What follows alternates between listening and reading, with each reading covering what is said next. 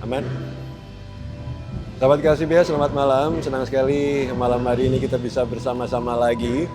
Malam hari ini kita berjumpa bersama-sama di acara Gaya Musik Festival. Dan malam hari ini saya akan berbincang-bincang dengan seorang muda yang sangat berbakat. Dia adalah Chika Olivia.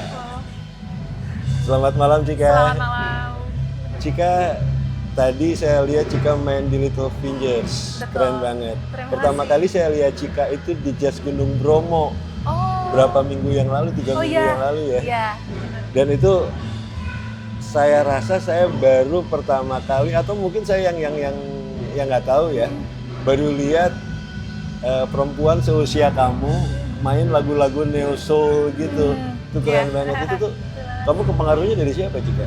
Pengaruhnya dulu emang suka dengerin aja sih gitu, maksudnya kayak neo soul salah satu genre yang emang nyangkut gitu. Dan dulu aku belajar jazz juga, jadi kayak ya terpapar dari situ. Dan teman-teman di Little Fingers pun juga kayak sama-sama belajar jazz, jadi kayak reference kami, salah satu yang bikin kami main bareng terus ya karena reference kami, apa yang kami dengerin tuh lumayan mirip-mirip lah gitu. Lumayan mirip-mirip Iya.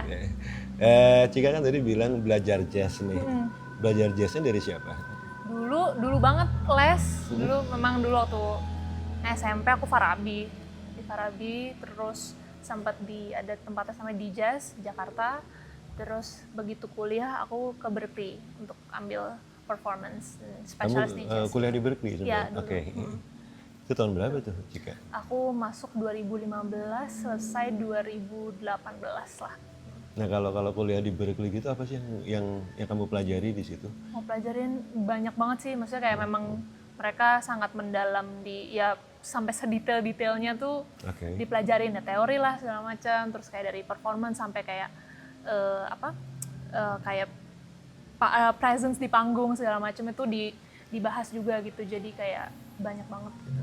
Sampai Itu yang nggak musik pun juga dibahas juga gitu ada. Itu kan menarik sekali, ini banyak anak-anak Bandung. Ada teman saya namanya David Manuhutu, kenal kan? Ya, suku saya kenal dong. Itu tuh sampai harus belajar ke Berkeley, apakah itu nggak ada di Indonesia?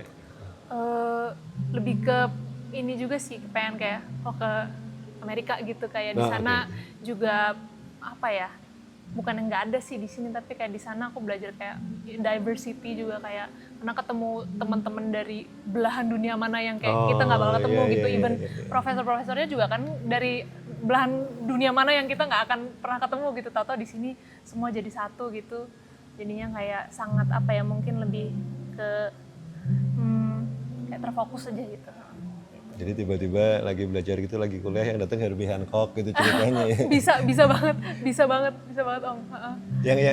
Yang menarik, pengalaman kamu yang paling menarik waktu kamu kuliah di Berkeley apa nih Cika? Pengalaman mungkin kelas-kelasnya yang beragam banget. Salah satunya yang aku masih ingat sampai sekarang tuh ada dulu namanya apa ya? Aku agak lupa sih namanya, cuman di setiap minggu tuh selama satu semester ya, kita harus transcribe pianis gitu, kayak pokoknya minggu ini dari albumnya si ini, pianis ini, terus minggu depan pianis ini gitu, dan sekelas boleh milih kayak pokoknya di album itu yang menurut kalian oke lah gitu. Nah itu tuh aku ngerasa kayak belajar kayak oh bisa sampai kayak gini ya gitu, kayak mendalam banget gitu, itu yang aku masih ingat sampai sekarang gitu. Jadi dari lulus SMA tuh langsung ke Berkeley? Iya langsung. Artinya kamu dari kecil udah punya cita-cita jadi musisi? Iya, Itu pengaruhnya dari mana Cika? mana ya, mungkin karena aku dulu juga gereja ya, di gereja juga teman-teman maksudnya karena pelayanan bareng, jadi kayak ya tiap minggu ya main gitu, jadi kayak saling bagi-bagi referensi segala macam, jadi kayaknya salah satu yang nge-build tuh itu juga gitu. Jadi ketika pelayanan di gereja berpengaruh juga ya sama? Iya sangat sih. Yang bikin, yang membuat apa namanya ya, pengaruh yang kerasa banget buat Cika ketika Cika main di musik sekuler, di musik sebagai musisi profesional, tuh pengaruh bawaan dari gereja tuh apa Cik? Kalau dari gereja mungkin aspek mendengarkan kali ya, kayak kalau aku misalnya di gereja kayak harus selalu kayak oke, dengerin pendetanya atau worship leadernya atau teman-teman, kayak harus selalu kayak fokus dan dengerin gitu sama lain, jangan kayak menang sendiri dan segala macam Oh, gitu. iya, Nah iya, itu iya, yang iya, iya, aku iya. masih itu sih salah satu yang kayak nge-build aku sekarang gitu. Oke, Iya. dan ini menarik nih. Jika tadi bilang yang pelajaran yang didapat dari ketika pelayanan di gereja adalah belajar mendengarkan. Dan memang main jazz itu kan saling mendengarkan ya satu Iya, sama lain ya. betul. Jadi, nah kalau Cika ngeband nih, Cika kan sebagai keyboardist. Ketika ada di panggung, yang paling Cika dengerin itu apa nih? Pemain drum atau pemain bass atau apa? Hmm, eh, Yang jadi pondasi atau pegangannya Cika ketika Cika main keyboard. mungkin satu drum sih, kayak mungkin rhythm yang kayak harus selalu ini banget gitu, kayak drum dan bass sih sebenarnya, kayak itu buat awal banget gitu. Oke, Pondasinya kayak itu ya. temponya segini nih gitu, kayak, atau ya kalau mungkin di sekuler atau di pop gitu ya, karena ya sequencer dan backing track ya udah pasti klik sih, jadi kayak Klik ya. supaya time-nya benar gitu. Nah, Cika kan apa musik-musik neo soul gini kan, Cika dulu kan pasti belajar mainstream ya. Ya, Belajar basic ya, Ya, roots-nya. Ya itu betul. tuh pengaruh nggak Cik ketika Cika mainin lagu-lagu gayanya Moonchild gitu? Pengaruh nggak itu? pengaruh sih gitu, karena kayak maksudnya kalau Moonchild gitu dia banyak kayak ngambil teori-teori yang dari jazz gitu, cuman diolah dan packagingnya jadi agak sedikit lebih pop dan lebih fresh gitu. Nah itu sangat menolong di aku buat cara main kayak supaya lebih bervariasi gitu, atau kayak supaya lebih ini aja sih, bisa ngasih kayak payoff yang agak lebih berbeda gitu. Nah itu tuh belajar jazz dan neo soul tuh sangat membantu sih aku. Nah, terus apakah anak-anak muda nih yang tertarik sama musik neo soul gitu, apakah harus belajar basicnya dulu, Cik? Wajib Menurut nggak aku itu? mungkin it's good to have sih, kayak itu penting, tapi ya kalau misalnya mau belajar dari mendengarkan aja juga bisa. Cuman ini sih sangat membantu banget aja sih, kayak kalau belajar teori dan segala macem itu bisa apa ya, kayak ngasih nilai plus sih buat musisi-musisi gitu. Oke. Dan Cika kan dari kecil pengen jadi musisi nih. Itu tuh apa namanya, ada cita-cita lain nggak Cik selain sebagai musisi? Cita-citanya Cika selain jadi musisi itu misalnya pengen jadi desainer lah, arsitek lah, dokter lah, apalah gitu, ada nggak sih Cik? Apa memang dari kecil udah pengen jadi musisi aja gitu?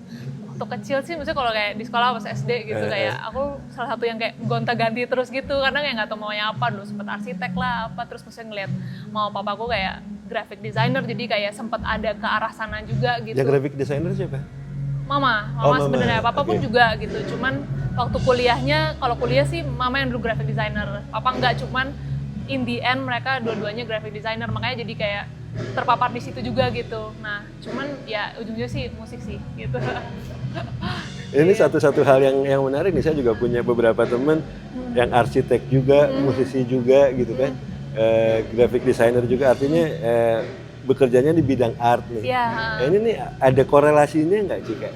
Antara art form yang bentuk seperti arsitek lah, graphic designer dengan musik nih, ada nggak relasinya? Ada ya sebenarnya, mungkin kayak mungkin nggak tahu sih om, aku juga kayak kadang itu bener-bener kayak dua hal yang menurut aku cukup beda gitu. Dan waktu aku kuliah tuh aku sempat kerja sebagai graphic designer juga on the side gitu. Itu kayak aku ngerasa malah beda banget, karena kayak itu jadi kayak refreshing, karena kalau kayak musik terus kadang juga kayak aduh jenuh ya gitu, kayak perlu something yang berbeda. Nah kan kalau kayak graphic design gitu, art masih kayak beda gitu, refreshing aja, refreshing buat aku. Waktu Cika belajar nih, apa namanya, waktu belajar jazz nih, Cika ngerasa bosen nggak? Kan ada banyak kaidah-kaidah yang mesti diikutin kan, kalau di jazz kan, ada wah, ada dalam tanda kutip ada pemberontakan nggak dalam ini Cika? Lumayan, mungkin ada kali ya kalau aku kayak, maksudnya aku lebih ke maksudnya bukan bosen sih, lebih ke kayak belajarnya tuh gak habis-habis kalau aku ngerasanya. Kayak wah ada lagi kayak kadang kayak aduh kayak nggak ngerasa bisa keep up gitu. Cuman kayak ya udah dijalanin aja sih kalau aku, kayak udah dinikmatin aja itu, rasa-rasa itunya, kayak nggak apa-apa gitu. Kayak paling cari musik lain yang mungkin kayak bisa nge-refresh gitu. dan kayak balik lagi gitu. Artinya kan Cika cari musik lain, dengerinnya neo soul, akhirnya Iya, jadi Little situ Fingers lagi sih ya. sebenarnya. Ya ini Iya. apa namanya, yang bikin Little Fingers itu siapa? Cika yang bikin? Atau gimana proses Bareng-bareng terbentuknya sih. ini? Sebenarnya kalau aku awalnya ketemu drummer aku dulu David David tuh Allen. itu ketemu di satu gereja lah gitu, kita lagi kayak pelayanan bareng terus kenalan, dia bilang kayak gue udah follow lu nih di Instagram gitu, kayak ayo udah akhirnya kayak jadi berteman. Abis itu kayak dia bilang kayak bikin band kali ya gitu, ya udah ayo gitu. Nah David tuh udah kenal sama Dika yang main bass, dia mereka emang satu sekolah juga, jadinya kayak ayo bertiga akhirnya kita ngejam. Kayak nyambung nih gitu, kayak ya udah akhirnya jadi kayak panjang aja gitu Ngalir aja gitu ya. Iya ngalir, kayak bikin musik apa segala macam, tukar referensi juga kayak oh sama nih gitu, kayak oh seru nih kayaknya kita bikin band. Akhirnya atau udah jalan 5 tahun aja. Nggak kerasa ya 5 Nggak tahun berasa, nih. nggak berasa Soalnya kan apa, membentuk sebuah band itu kan nggak mudah ya Cika Benar, ya. betul. Karena kesulitan apa nih Cika sama Little Fingers? Kesulitan mungkin kayak waktu itu kayak pengen manggung gitu, kayak awal-awal lumayan kayak aduh ada nggak ya yang mau dengerin musik-musik kayak gini, tapi ternyata kayak responnya bagus banget gitu. Yeah, dan yeah, kayak yeah. ada sebenarnya yang mau dengerin, dan ya udah makin kesini kayak makin banyak yang oh suka ya ternyata gitu, jadi kayak seneng lah gitu.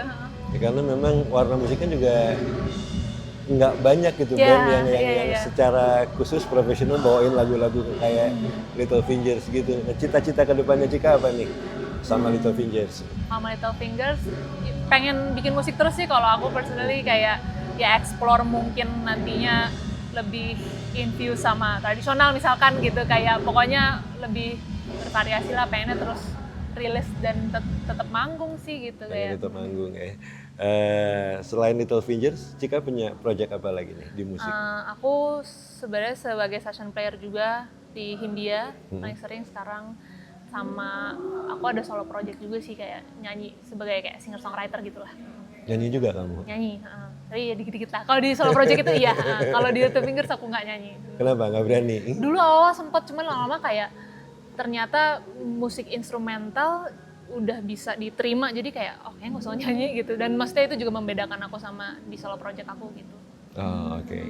Karena sebetulnya kan agak berani juga ini dalam tanda kutip, sebuah band instrumental, anak-anak muda, perempuan gitu, bawain lagu-lagu instrumental, dan ternyata pasarnya ada ya juga. Ada banget om ternyata, dan banyak gitu, maksudnya yang kayak anak umur yang di bawah aku lah itu banyak, maksudnya yang di atas aku pun juga ternyata banyak gitu, jadi kayak seneng banget sih. Seneng banget ya. Nah Cika, terakhir nih pesan Cika buat anak-anak muda apa nih? Apa musik yang menurut Cika bagus untuk didengar dan pengaruhnya dalam hidup apa Cik? Apa ya, waduh berat, tapi kayak di sini udah banyak banget sih, maksudnya mungkin tadi yang perform Bass G sama Song Brothers itu juga aku suka banget, bagus banget. Terus kayak di Indonesia maksudnya teman-teman seumuran aku udah mulai banyak gitu musik-musik seperti ini gitu. Siapa lagi ya? Aku lagi suka Baha juga, itu Baha. Baha, oke. Itu juga bagus. Mungkin itu sih, maksudnya dengerin ke yang baru-baru juga banyak gitu.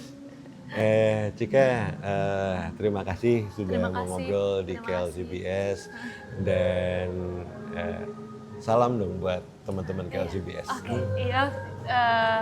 Buat teman KLCBS, semoga kita bisa ketemu lagi. Thank you banget buat interviewnya. Cika, terima kasih ya. Terima kasih banyak Om. Sukses selalu Terima Cika kasih, sukses Olivia juga. dan Little Fingers. Terima kasih. Sampai ketemu lagi di Terima event kasih. berikutnya. Sampai ketemu. Habis dari sini mau main di mana lagi terdekat? Besok di Tegal. Oke, acara?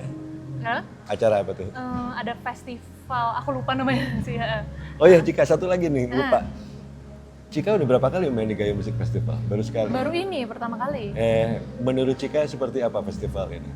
Seru, enak banget, kayak ya dengan venue-venue. Aku kalau main ke venue-venue yang unik tuh ya sama Little Fingers gitu, salah satunya Jazz Gunung juga kemarin bagus banget gitu, sangat proper dan nyaman banget buat kita sebagai performer gitu, terus ketemu penonton-penonton yang datang juga kayak mantep lah gitu. Oke ya, soundnya enak ya? Soundnya juga enak, nyaman banget pokoknya, kayak di semua yang kita butuhin juga ada gitu, jadi kita udah tinggal perform aja gitu. Oke. Iya. Cika, terima kasih ya. Terima kasih banyak Om. Sampai ketemu Terima lagi. kasih, sampai ketemu lagi. Sahabat KCBS, sampai di sini dulu obrolan yang menyenangkan dengan Cika Olivia, seorang keyboardist muda yang saat ini bergabung di Little Fingers. Dan Cika juga salah seorang founders dari Little Fingers. Kita baru saja ngobrol dan Cika tadi baru saja tampil di Gaya Musik Festival. Sahabat KCBS, sampai jumpa lagi.